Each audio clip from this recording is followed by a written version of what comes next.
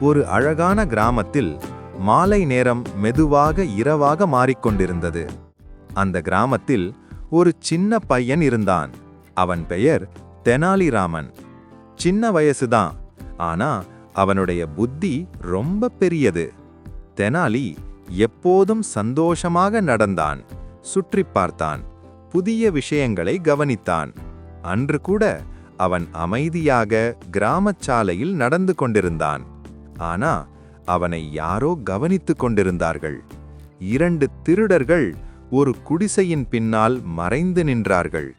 அவர்கள் தெனாலியை பார்த்து சந்தோஷப்பட்டார்கள். குழந்தைதானே என்று நினைத்தார்கள். எளிதாக ஏமாற்றலாம் என்று முடிவு செய்தார்கள். தெனாலி எதுவும் சொல்லவில்லை. ஆனா அவனுடைய கண்கள் எல்லாவற்றையும் கவனித்தன. அவனுக்கு புரிந்துவிட்டது, யாரோ என்னை பின்தொடர்கிறார்கள் என்று. ஆனால் தெனாலி பயப்படவில்லை. அவன் மெதுவாக காட்டுப்பாதைக்குள் நடக்கத் தொடங்கினான். நிலா ஒளி மரங்களுக்கு நடுவில் மின்னிக் கொண்டிருந்தது. இலைகள் மெதுவாக ஆடின. தெனாலி துணிச்சலாக நடந்தான். அவனை பின்தொடர்ந்து திருடர்களும் மறைவாக நடந்தார்கள். சில நேரம் அவர்கள் தடுமாறினார்கள், சில நேரம் அவர்கள் நின்றார்கள். ஆனா தெனாலி எப்போதும் அமைதியாக இருந்தான். இரவு முழுவதும் அவன் புத்தி வேலை செய்தது. ஒரு பெரிய மரத்தின் கீழ் தெனாலி படுக்கப் போவது போல நடித்தான். திருடர்கள் அவனை கவனித்தார்கள். தூங்கிவிட்டான் என்று நினைத்தார்கள். ஆனா தெனாலி தூங்கவில்லை. அவன் ஒரு கண் மட்டும் திறந்து அவர்களை கவனித்தான்.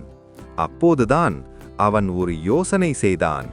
சிறிது நேரம் கழித்து தெனாலி ஒரு மூட்டையை ஒரு மரத்தின் அருகே வைத்தான். அதை பார்த்த திருடர்கள் அதிக சந்தோஷமடைந்தார்கள். பொக்கிஷம் என்று நினைத்தார்கள்.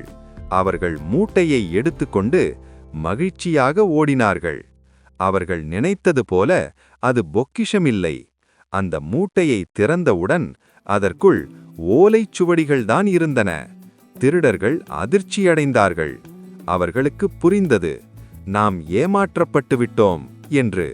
அந்த நேரத்தில் தெனாலி அவர்களின் முன்னால் வந்தான். அவன் பெருமையுடன் நின்றான். அவன் முகத்தில் ஒரு அமைதியான புன்னகை. திருடர்கள் தலை குனிந்தார்கள். அவர்களுக்கு ஒரு பாடம் கிடைத்தது. அவர்கள் தெனாலியிடம் மன்னிப்பு கேட்டார்கள். இனி திருடமாட்டோம் என்று வாக்குறுதி கொடுத்தார்கள். தெனாலி அவர்களை மன்னித்தான். அவன் அமைதியாக தன் வழியை தொடர்ந்தான். அப்போது சூரியன் உதயமானது. அந்த ஒளியில் தெனாலி முன்னால் நடந்தான். அவன் ஒரு உண்மையை நமக்கு சொல்லிக் கொடுத்தான். அந்த உண்மை என்ன தெரியுமா? பலத்தை விட புத்திதான் பெரியது. புத்தி இருந்தால் எந்த ஆபத்தையும் அமைதியாக வெல்லலாம்.